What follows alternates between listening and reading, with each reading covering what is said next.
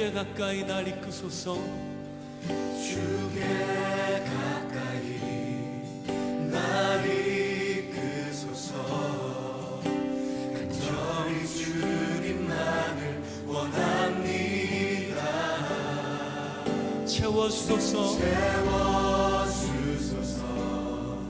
주의 사랑을 진정한 찬양 드릴 수 있도록 주께 가까이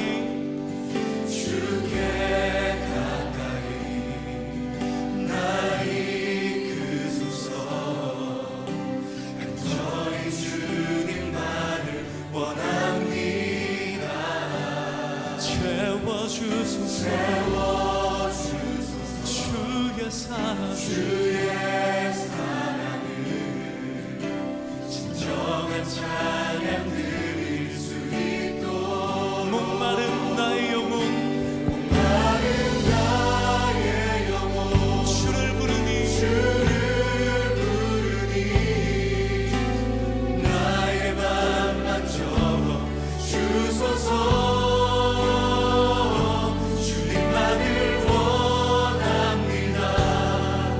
더 원합니다. 나의 맘만 적어 주소서. 주께 가까이 날 이끄소서. 간절히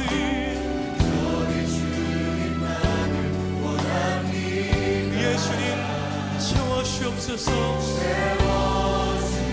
주의 사랑을 진정한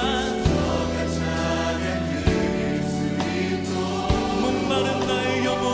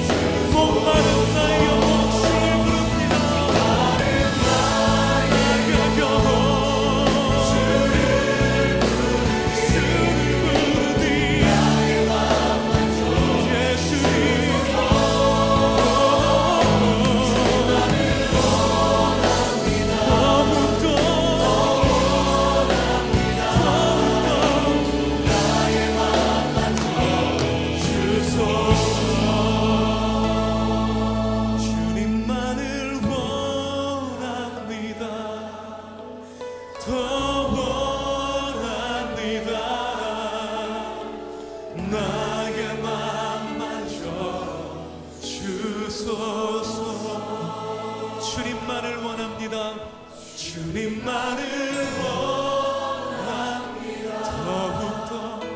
더욱더 원합니다. 나의 마음 만져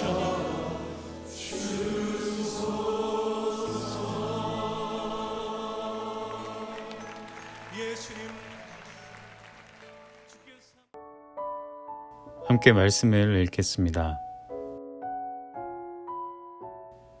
내가 여호와께 바라는 한 가지 일 그것을 구하리니 곧 내가 내 평생에 여호와의 집에 살면서 여호와의 아름다움을 바라보며 그의 성전에서 사모하는 그것이라. 내 영혼이 여호와의 궁정을 사모하여 쇠약하며 내 마음과 육체가 살아계시는 하나님께 부르짖나이다. 아멘.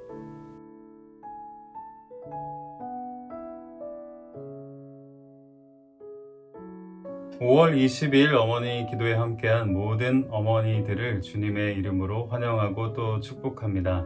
이제 어머니 기도에도 어느새 반환점을 돌게 되었는데요. 시작한 지가 엊그제 같은데 벌써 5월 중순이 되었습니다. 지금까지 열심히 달려오신 것처럼 이제 남은 상반기 어머니 기도에도 우리가 함께 마음을 모아서 하나님 앞에 기도하는 어머니로 서는 그런 시간이 되기를 바라겠습니다. 지금으로부터 200여 년 전에 한 철학자는 이렇게 말했습니다. 사람은 그가 먹는 것이다. 이것은 인간을 이성적인 존재, 그러니까 머리로 생각하는 정신적인 존재로만 생각하던 그 당대의 사조에 반대하여 우리가 가지고 있는 이 몸, 사람이 가지고 있는 이 몸과 물질성을 강조하기 위해 했던 말이었습니다. 그로부터 200여 년 후인 비교적 최근에 한 신학자는 이렇게 말했습니다. 사람은 그가 사랑하는 것이다.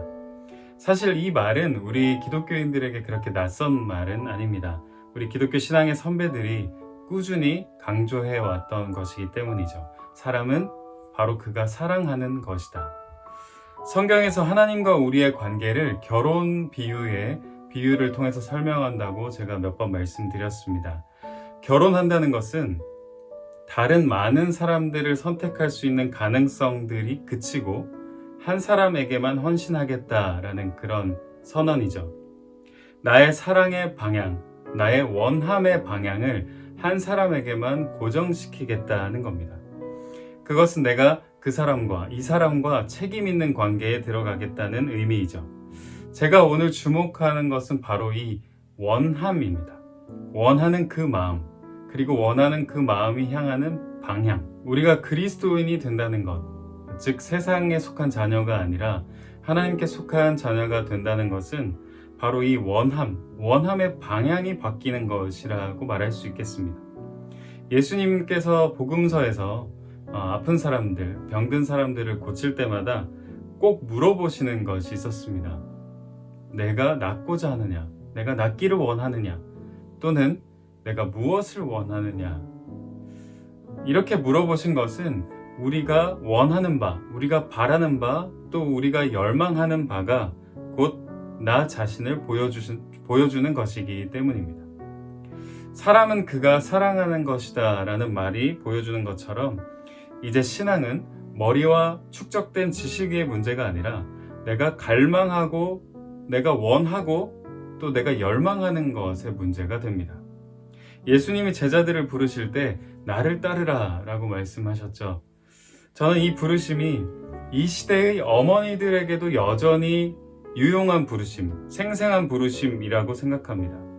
세상의 가치가 편만한 이 시대의 수많은 어머니들 속에서 구별되어 나를 따르라 라고 부르시는 거죠. 그런데 이 부르심은 막연하고 추상적인 것이 아닙니다. 그런 것이 아니라 예수님이 원하셨고 예수님이 열망하셨고 예수님이 사랑하셨고 예수님이 바라셨던 것을 따라서 갈망하고 원하고 사랑하라 라는 말로 바꿔서 이해해 볼 수 있습니다. 우리 어머니들께서 자녀들을 양육하실 때, 특히 자녀들이 어렸을 때 뭔가를 가르치거나 좋은 습관을 형성하기 위해서 상이나 벌을 주셨던 그런 경험이 있으실 거라 생각합니다. 어릴 때는 적절한 상과 벌을 제시함으로써 자녀들에게 생활을 가르치죠.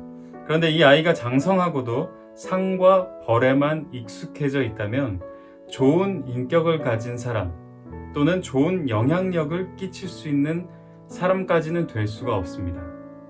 품이 넓어질 수가 없다는 말이죠. 성숙한 한 인격일수록 상과 벌과 같은 외부의 자극에 덜 영향을 받습니다. 상과 벌, 규제나 제재에 익숙해질수록 또 길들여질수록 쉽게 반응할수록 이 내적인 힘이 부족하다는 것을 말하는 거거든요. 우리가 예수님을 닮아간다는 것은 이 내적인 힘이 아주 강해지고 든든해진다는 것을 의미하기도 합니다. 내적 힘이 강해지고 튼튼해지는 중요한 요소가 바로 제가 오늘 반복해서 얘기하는 이 원함입니다. 원함에 달려 있습니다. 마땅히 해야 할 것으로 내가 달려가기를 원하는가? 누가 뭐라고 해도 나의 길을 찾아 걸어가기를 원하는가? 열망하는가? 그리고 내가 그리스도인이 되기를, 그리스도인으로 살아가기를 참으로 원하는가? 그리스도인이 되는 것도 원해야 할 수 있는 겁니다. 참된 그리스도인이 되기를 우리는 모두 열망해야 할 것입니다. 자녀들이 지금은 부모님의 품에서 부모님의 신앙을 따라 교회 생활을 하고 경건 생활을 하고 있죠. 그런데 자녀들이 독립을 하게 되면 무조건 누구에게라도 이 질문이 다가오는 순간이 찾아오게 됩니다. 나는 부모님과 상관없이 계속 신앙생활을 할 것인가? 나는 부모님과 상관없이 계속 그리스도인으로 남기를 원하는가? 이 질문 앞에 섰을 때 그 순간에 우리 자녀들의 마음속에 그리스도인이 되기를 원하는 마음, 그리스도인으로 남고자, 아니 더 적극적으로 살아가고자 하는 그런 원함이 주어지기를 바랍니다. 그런 순간들이 꼭 오니까요. 그것을 위해서 그것을 놓고 미리 기도하시면 좋겠습니다. 다윗은 정말 우여곡절이 많은 삶이었죠. 신앙의 사이클의 이 편차가 되게 컸다는 뜻입니다. 그래서 우리는 다윗의 기록을 읽으면서 그의 인간적인 면모를 보게 되죠. 다윗도 참 부족한 사람이었습니다. 그런데 그런 다윗을 하나님이 마음에 들어 하시고 마음에 합해 하시고 또 그를 그리스도의 예표로 삼으신 것은 다른 무엇보다도 다윗이 하나님의 사람이 되기를 지독하게 갈망하고 열망했다는 것에 있습니다. 다윗은 정말이지 하나님을 원했습니다. 하나님 편에 서기를 갈망했습니다. 오늘 말씀에도 오늘 우리가 함께 읽은 본문에도 그게 잘 나와 있죠. 내가 여호와께 바라는 한 가지 일 그것을 구하리니 곧 내가 내 평생의 여호와의 집에 살면서 여호와의 아름다움을 바라보며 그의 성전에서 사모하는 그것이라. 내 영혼이 여호와의 궁정을 사모하여 쇠약하며 내 마음과 육체가 살아계시는 하나님께 부르짖나이다. 이 첫 번째 시는 다윗의 고백이고 두 번째 시는 고라 자손들의 고백입니다. 주님, 제가 바라는 것 한 가지가 있습니다. 그것은 평생의 여호와의 아름다움을 바라보는 것입니다. 주님, 제가 주님을 사모해서 그것이 넘쳐서 쇠약할 지경입니다. 제 마음과 육체가 주님께 부르짖습니다. 이런 다윗과 더 나아가 이스라엘의 고백, 이런 모습이 여러 부침 속에서도 결국 그들의 방향성, 그들의 삶의 방향성과 신앙의 방향성을 끌고 가는 원동력이 되는 것입니다. 그래서 결국 사랑하는 그것으로 그들을 만들어 나갔던 것이죠. 원하고 열망하고 사랑하는 것이 곧 그들이 되었습니다. 억지로 가는 길이 아닙니다. 우리 안에 원함이, 이 원함의 방향이 바뀌어야 합니다. 상과 벌에 의해 움직이는 것이 아니라 우리의 깊은 차원에서 하나님을 열망하고 원하고 또 바라는 그런 사랑의 마음이 일어나기를 원합니다. 우리가 먼저 그렇게 하나님 앞에 설 때 우리 자녀들도 우리와 동일한 은혜를 누리게 될 것이라 믿습니다. 계속해서 기도하며 나아가겠습니다. 먼저 말씀을 생각하며 기도하겠습니다. 무엇보다 하나님을 원하고 갈망하게 하옵소서. 주님이 원하고 갈망하는 것을 우리도 따라가게 하옵소서. 상과 벌에 끌려다니는 것이 아니라 우리 내면이 성령으로 가득 채워져서 그리스도인이 가야 할 길을 원함으로 가게 하시고 마땅히 선택해야 할 것을 기쁨으로 선택하게 하옵소서.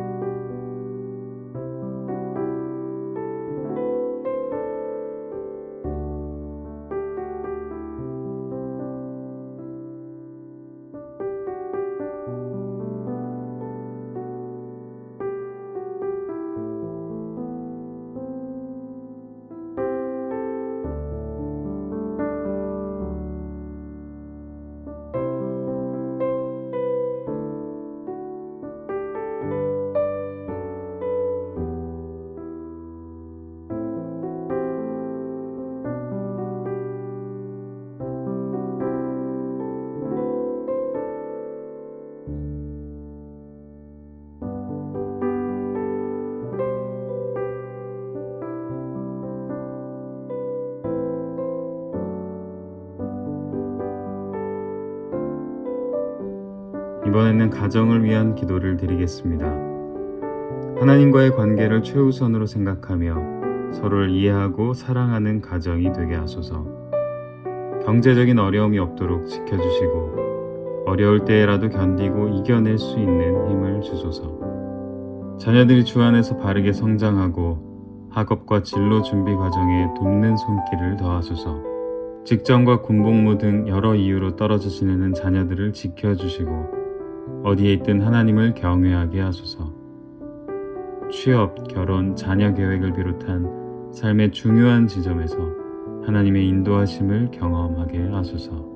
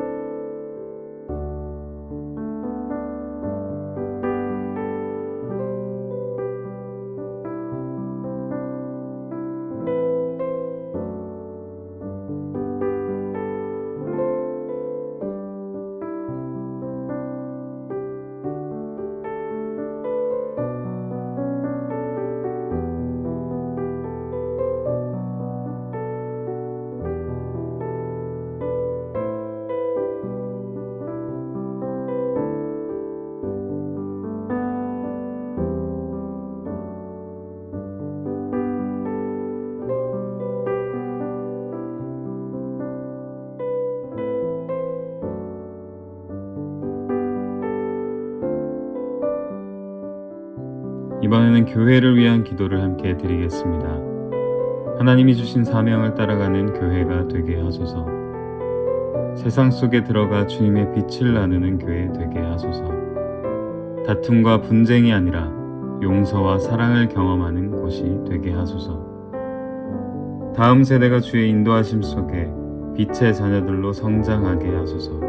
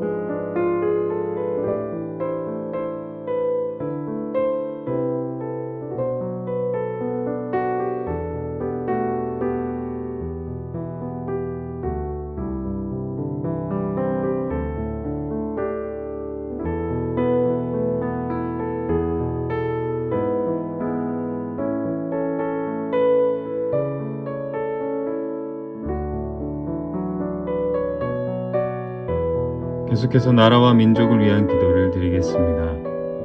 한반도의 전쟁의 위협이 그치게 하시고 평화를 허락하여 주소서. 정치와 경제가 안정되고 공의가 바로 세워지는 나라 되게 하소서.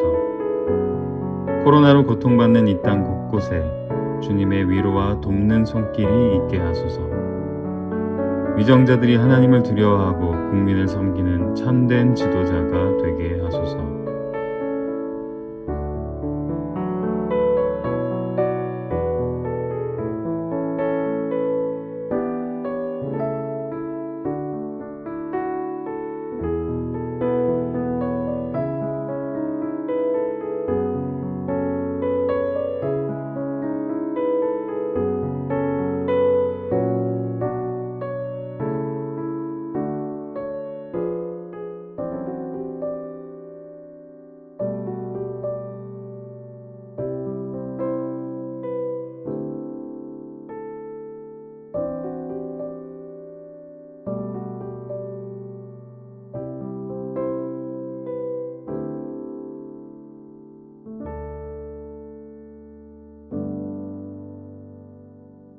계속해서 각자의 기도 제목으로 기도하겠습니다.